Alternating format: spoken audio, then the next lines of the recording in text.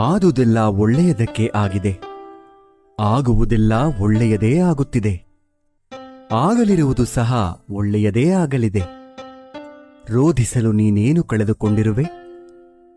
ಕಳೆದುಕೊಳ್ಳಲು ನೀನು ತಂದಿರುವುದಾದರೂ ಏನು? ನಾಶವಾಗಲು ನೀನು ಮಾಡಿರುವುದಾದರೂ ಏನು? ನೀನೇನು ಪಡೆದಿದ್ದರೂ ಅದನ್ನು ಇಲ್ಲಿಂದಲೇ ಪಡೆದಿರುವೆ. ಯಾವುದು ನಿನ್ನ ಭಾಗ್ಯದಲ್ಲಿ ಇದೆಯೋ ಅದು ನಿನಗೆ ಸಿಕ್ಕೇ ತೀರುತ್ತದೆ. ಯಾವುದು ನಿನ್ನದಲ್ಲವೋ ಅದು ನೀನು ಎಷ್ಟೇ ಪ್ರಯತ್ನಿಸಿದರೂ ಸಿಗಲಾರದು.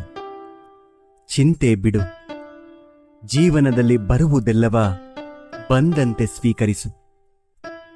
ನಮ್ಮ ಬದುಕೇ ಒಂದು ಹೋರಾಟ. ಈ ಹೋರಾಟದಲ್ಲಿ ನಾವು ಮಾಡುವ ಕಾರ್ಯವನ್ನು ಪ್ರಾಮಾಣಿಕವಾಗಿ ಮಾಡಬೇಕು. ಏನು ಆಗಬೇಕೋ ಅದು ಆಗೇ ತೀರುತ್ತದೆ.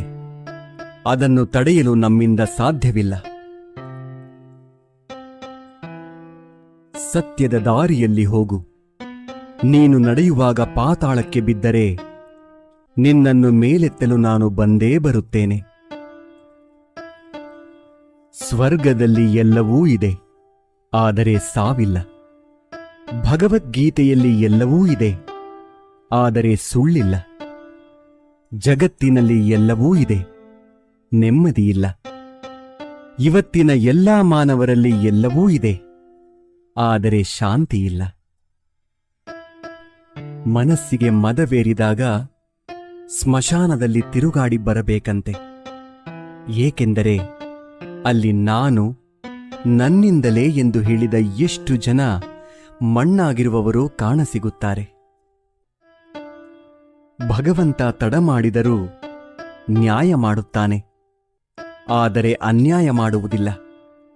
ತಡ ಆಗುವುದರ ಹಿಂದೆ ಅದ್ಭುತಗಳು ನಡೆಯುತ್ತವೆ, ಕಾದು ನೋಡಬೇಕಷ್ಟೇ.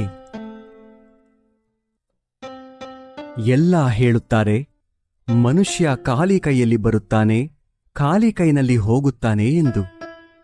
ಆದರೆ ಮನುಷ್ಯ ಬರುವಾಗ ಭಾಗ್ಯದ ಜೊತೆ ಬರುತ್ತಾನೆ, ಹೋಗುವಾಗ ಕರ್ಮದ ಫಲ ಕೊಂಡು ಹೋಗುತ್ತಾನೆ. ಬದುಕುವುದಕ್ಕಾಗಿ ದುಡಿಯುವುದು ಅನಿವಾರ್ಯ. ಹಾಗೆಂದು ಫಲದ ಮೇಲೆ ಕಣ್ಣಿಟ್ಟು ಕೆಲಸ ಮಾಡಿದರೆ ನಿರಾಸೆ ಹೆಚ್ಚು. ಕೆಲಸವನ್ನು ಶ್ರದ್ಧೆಯಿಂದ ಪ್ರೀತಿಯಿಂದ ಮಾಡಿದರೆ ಫಲ ಇಂದಲ್ಲ ನಾಳೆ ದೊರಕಿಯೇ ದೊರಕುತ್ತದೆ. ಒಂದು ಬಾರಿ ಅರ್ಜುನ ಶ್ರೀಕೃಷ್ಣನನ್ನು ಕೇಳಿದ, ಈ ಗೋಡೆಯ ಮೇಲೆ ಒಂದು ಸಂದೇಶ ಬರಿ. ಅದು ಹೇಗಿರಬೇಕೆಂದರೆ, ಖುಷಿಯಲ್ಲಿದ್ದಾಗ ಓದಿದರೆ ದುಃಖವಾಗಬೇಕು, ದುಃಖವಾಗಿದ್ದಾಗ ಓದಿದರೆ ಖುಷಿಯಾಗಬೇಕು. ಕೃಷ್ಣನು ಬರೆದ, ಈ ಸಮಯ ಕಳೆದು ಹೋಗುತ್ತದೆ. ಅಕ್ಕಿ ಅನ್ನಕ್ಕೆ ಕೇಳಿತು, ನೀನು ನಾನೇ ಆಗಿದ್ದೆ, ಆದರೆ ಅದು ಹೇಗೆ ಅನ್ನವಾದೆ ಎಂದು. ಅನ್ನ ಸುಂದರವಾಗಿ ಉತ್ತರಿಸಿತು, ನೀರು ಮತ್ತು ಬೆಂಕಿಗಳ ಸಂಪರ್ಕಕ್ಕೆ ಒಳಗಾದೆ, ಅವುಗಳ ಸಂಸ್ಕಾರದಿಂದ ಮೃದುವಾದೆ, ಮಧುರವಾದೆ. ಅಕ್ಕಿ ಎನ್ನುವ ಭಾವ ಕಳೆದುಕೊಂಡೆ, ಅನ್ನ ಎನ್ನುವ ಅನುಭವ ಪಡೆದುಕೊಂಡೆ. ಅದೇ ರೀತಿ ಸಜ್ಜನರ ಸಂಗದಿಂದ ನಮ್ಮಲ್ಲಿರುವ ಅಜ್ಞಾನ, ದುರಿತ, ದುಮ್ಮಾನಗಳ ಭಾವ, ಕಾಠಿಣ್ಯತೆ ತೊಲಗಿ ಪುಣ್ಯ, ಜ್ಞಾನ, ಮೋಕ್ಷಗಳೆಂಬ ಮೃದುತ್ವದ ಅನುಭವ ದೊರೆಯುತ್ತದೆ. ಚಿಂತಿಸಲು ನೀನೇನು ಕಳೆದುಕೊಂಡಿರುವೆ? ನಿಶ್ಚಿಂತೆಯಿಂದಿರಲು ನೀನೇನು ಪಡೆದುಕೊಂಡಿರುವೆ? 3 ದಿನದ ಈ ನಾಟಕದಲ್ಲಿ ಕಳೆದುಕೊಳ್ಳಬೇಕಾಗಿರುವುದು ಕರ್ಮ ಒಂದೇ, ಪಡೆಯಬೇಕಾಗಿರುವುದು ಪುಣ್ಯ ಒಂದೇ. ದೊಡ್ಡ ಮನುಷ್ಯನಾಗುವುದು ಒಳ್ಳೆಯದು, ಆದರೆ ಒಳ್ಳೆಯ ಮನುಷ್ಯನಾಗುವುದು ದೊಡ್ಡ ವಿಷಯ. ದುಃಖದ ಬಗ್ಗೆ ಚಿಂತಿಸತೊಡಗಿದರೆ ಸದಾ ದುಃಖಿಯಾಗಿಯೇ ಉಳಿಯುತ್ತೀಯ. ಸದಾ ಸುಖ ಸಂತೋಷಗಳನ್ನು ಧ್ಯಾನಿಸುತ್ತಿದ್ದರೆ ಮುಂದೆ ಸುಖಿಯಾಗುತ್ತೀಯ. ಏಕೆಂದರೆ ಮನಸ್ಸು ಯಾವುದರ ಬಗ್ಗೆ ಹೆಚ್ಚಾಗಿ ಧ್ಯಾನಗೊಳ್ಳುವುದೋ ಅದೇ ಸಕ್ರಿಯವಾಗುವುದು. ಪರಮಾತ್ಮನಲ್ಲಿ ಏನನ್ನಾದರೂ ಬೇಡುವುದಾದರೆ ಪರಮಾತ್ಮನನ್ನೇ ಬೇಡು. ಪರಮಾತ್ಮ ನಿನ್ನವನಾದರೆ ಸರ್ವಸ್ವವೂ ನಿನ್ನದೇ. ಹೊಡೆತದ ನೋವನ್ನು ತಡೆದುಕೊಳ್ಳುವ ಶಕ್ತಿಯನ್ನು ನೀಡುವ ಭಗವಂತ ಸಮಯ ಬಂದಾಗ ತಿರುಗಿಸಿ ಹೊಡೆಯೋ ತಾಕತ್ತನ್ನು ನೀಡುತ್ತಾನೆ. ನೀವು ಪ್ರಯತ್ನಿಸುವವರೆಗೂ ನಿಮ್ಮೊಳಗಿನ ಶಕ್ತಿಯ ಅರಿವು ನಿಮಗಿರುವುದಿಲ್ಲ. ಪ್ರಯತ್ನ ನಿರಂತರವಾಗಿರಲಿ. ಒಂದು ವೇಳೆ ಮನುಷ್ಯ ತನ್ನ ನಿರೀಕ್ಷೆಗಳ ಮೇಲೆ ನಿರಂಕುಶ ಹಾಕಿ ತನ್ನ ವಿಚಾರಗಳನ್ನು ಬೇರಾವುದೋ ವ್ಯಕ್ತಿಯ ಪರಿವರ್ತನೆಯ ಬದಲು ತನ್ನ ಅಂತರಂಗವನ್ನು ಪರಿವರ್ತನೆ ಮಾಡುವ ಪ್ರಯತ್ನ ಮಾಡಿದರೆ ನಾವು ಸಂಬಂಧಗಳಲ್ಲಿ ಸಂತೋಷವನ್ನು ಹುಡುಕುವಲ್ಲಿ ಕಷ್ಟವಾಗುವುದೇ ಇಲ್ಲ. ಅರ್ಥಾತ್ ಸ್ವೀಕಾರ ಭಾವವೇ ಸಂಬಂಧದ ವಾಸ್ತವಿಕ ಅರ್ಥವಾಗುವುದು. ಸಮಸ್ಯೆ ಸವಾಲುಗಳನ್ನು ಯಾರು ಅವಕಾಶಗಳನ್ನಾಗಿ ಪರಿವರ್ತನೆ ಮಾಡಿಕೊಳ್ಳುತ್ತಾರೋ ಅವರು ಮಾತ್ರ ಬದುಕಿನಲ್ಲಿ ಗಟ್ಟಿಯಾಗಿ ನಿಲ್ಲಬಲ್ಲರು. ಒಂದು ಕಲ್ಲು ಒಂದು ಸಾರಿ ಮಾತ್ರ ಮಂದಿರಕ್ಕೆ ಹೋಗುತ್ತದೆ, ಹೋಗಿ ಭಗವಂತನಾಗುತ್ತದೆ. ಆದರೆ ಪ್ರತಿದಿನವೂ ಮಂದಿರಕ್ಕೆ ಹೋಗುವ ಮನುಷ್ಯನು ಮಾತ್ರ ಕಲ್ಲಾಗಿಯೇ ಇರುತ್ತಾನೆ. ಯಾವ ರಾಜನೂ ಸದಾಕಾಲ ರಾಜನಾಗಿರುವುದಿಲ್ಲ. ಯಾವ ಶ್ರೀಮಂತನೂ ಕೊನೆಯವರೆಗೂ ಶ್ರೀಮಂತನಾಗಿರುವುದಿಲ್ಲ.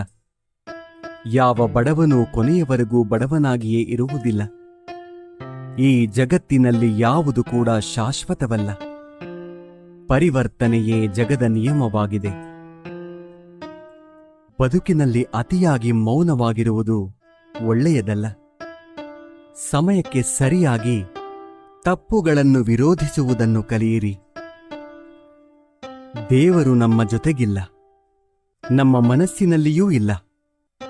ಕೇವಲ ನಮ್ಮ ಆತ್ಮವಿಶ್ವಾಸದಲ್ಲಿ ಇರುತ್ತಾನೆ.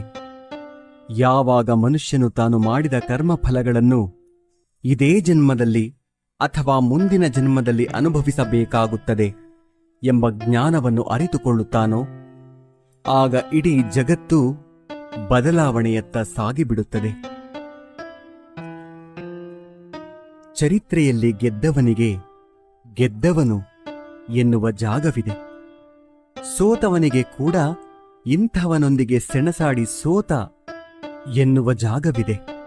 ಆದರೆ ನಿಂತುಕೊಂಡು ನೋಡುವವರಿಗೆ, ಆಡಿಕೊಂಡು ನಗುವವರಿಗೆ ಚರಿತ್ರೆಯಲ್ಲಿ ಎಲ್ಲಿಯೂ ಕೂಡ ಜಾಗವಿಲ್ಲ. ಕೋಪದಿಂದ ಮಾತನಾಡಿದರೆ ಗುಣವನ್ನು ಕಳೆದುಕೊಳ್ಳುತ್ತೇವೆ.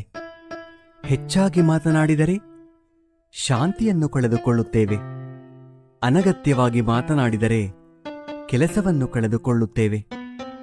ಅಹಂಕಾರದಿಂದ ಮಾತನಾಡಿದರೆ ಪ್ರೀತಿಯನ್ನು ಕಳೆದುಕೊಳ್ಳುತ್ತೇವೆ. ಸುಳ್ಳು ಮಾತನಾಡಿದರೆ ಹೆಸರನ್ನು ಕಳೆದುಕೊಳ್ಳುತ್ತೇವೆ. ವೇಗವಾಗಿ ಮಾತನಾಡಿದರೆ ಅರ್ಥವನ್ನು ಕಳೆದುಕೊಳ್ಳುತ್ತೇವೆ. ಪ್ರೀತಿಯಿಂದ ಮಾತನಾಡಿದರೆ ಎಲ್ಲವನ್ನೂ ಗಳಿಸುತ್ತೇವೆ. ಬದುಕಿನಲ್ಲಿ ಏನೇ ನಡೆದರೂ ಒಳ್ಳೆಯದೇ. ವರ್ತಮಾನದಲ್ಲಿ ಏನಾಗುತ್ತಿದೆಯೋ ಅದೆಲ್ಲವೂ ಉತ್ತಮವಾಗಿಯೇ ನಡೆಯುತ್ತದೆ.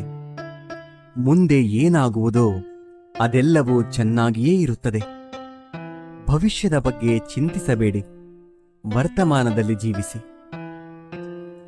ಒಂದು ಬಾರಿ ಅರ್ಜುನ ಶ್ರೀಕೃಷ್ಣನನ್ನು ಕೇಳುತ್ತಾನೆ, ಎಲ್ಲವೂ ಹಣೆಬರಹದಲ್ಲೇ ಬರೆದಿದ್ದರೆ ಪ್ರಯತ್ನಪಟ್ಟು ಫಲವೇನು ಎಂದು. ಆವಾಗ ಶ್ರೀಕೃಷ್ಣನು ಉತ್ತರಿಸುತ್ತಾನೆ, ಯಾರಿಗೆ ಗೊತ್ತು, ಪ್ರಯತ್ನಪಟ್ಟರೆ ಸಿಗುತ್ತದೆ ಎಂದು ಹಣೆಬರಹದಲ್ಲಿ ಬರೆದಿದ್ದರೆ ಪ್ರಯತ್ನಂ ಸರ್ವಸಿದ್ಧಿ ಸಾಧನಂ. ಒಮ್ಮೆ ನಾರದರು ಶ್ರೀಕೃಷ್ಣನನ್ನು ಕೇಳಿದರಂತೆ, ಈ ಪ್ರಪಂಚದಲ್ಲಿ ಎಲ್ಲರೂ ದುಃಖಿಗಳಾಗಿದ್ದಾರೆ ಏಕೆ ಎಂದು. ಆಗ ಶ್ರೀಕೃಷ್ಣನು ಮುಗುಳ್ನಗುತ್ತಾ ಹೇಳಿದನಂತೆ, ಸುಖ ಎಲ್ಲರ ಬಳಿಯೂ ಇದೆ, ಆದರೆ ಎಲ್ಲರೂ ಇನ್ನೊಬ್ಬರ ಸಂತೋಷದಿಂದ ದುಃಖಿಗಳಾಗಿದ್ದಾರೆ ಅಷ್ಟೇ. ನೆಮ್ಮದಿ ಯಾವುದೇ ವಸ್ತು ಹಣದಲ್ಲಿ ಇರುವುದಿಲ್ಲ, ನಮ್ಮ ಆಲೋಚನೆ ಮತ್ತು ಮನಸ್ಸಿನಲ್ಲಿ ಇರುತ್ತದೆ. ಕಷ್ಟಪಡದೆ ಸಿಕ್ಕ ಫಲ ಎಂದಿಗೂ ಸುಖವನ್ನು ಕೊಡುವುದಿಲ್ಲ. ಸುಖವನ್ನು ಕಷ್ಟಪಡುವುದರಲ್ಲಿ ಹುಡುಕಿ. ಸ್ನಾನ ದೇಹವನ್ನು, ಧ್ಯಾನ ಮನಸ್ಸನ್ನು, ದಾನ ಧನವನ್ನು, ಯೋಗ ಜೀವನವನ್ನು,